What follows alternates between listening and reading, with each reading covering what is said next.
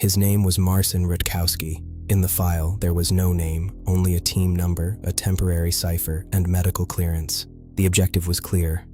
Enter the Toronto zone. Locate object Kowalski. Confirm status. Evacuate if possible. If impossible, retrieve the data carrier. Object Kowalski was an engineer who officially died during the second perimeter collapse. Unofficially, 3 weeks ago, an encrypted packet arrived. 5 words. I am alive. They learned to listen. Warsaw decided he was worth one small operation. Not an army, not diplomacy. One team, GROM. They entered 2 kilometers from the perimeter through a flooded drainage collector. 4 men, Rutkowski, Klimek, Nowak, and Baran. The Canadian map was 10 years out of date.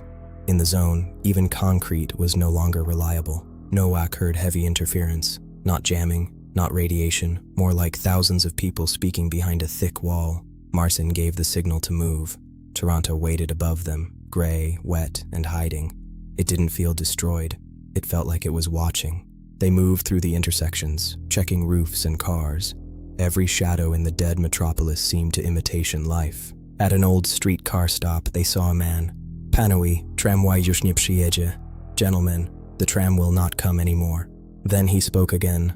Wy też nie wrócicie tym samym sposobem. You will not return the same way either. Marcin did not answer. They found him near an old communications node. The room was covered in warnings. Radio is a door. They learned through names. Kowalski was alive. You came too late, he said. It is in me. I recorded patterns. The brain, it only breaks. Then every radio clicked. In Marcin's earpiece, he heard his mother's voice. Marcin, obiad stygnie. Marcin, dinner is getting cold. He tore the headset out. Nowak hesitated. He heard his sister. They dragged him free before the corridor began to stretch. The corridor stretched longer than the building. Faceless copies stood in the smoke. Do not recognize them, Kowalski shouted. They fell into a chamber with an antenna made of scrap and teeth. A slow, wrong anthem played. The machine had learned homeland. 1 shot, 1 explosion, 3 returned. Now Marcin sits until dawn, wondering what happens if the zone learns how to enter us.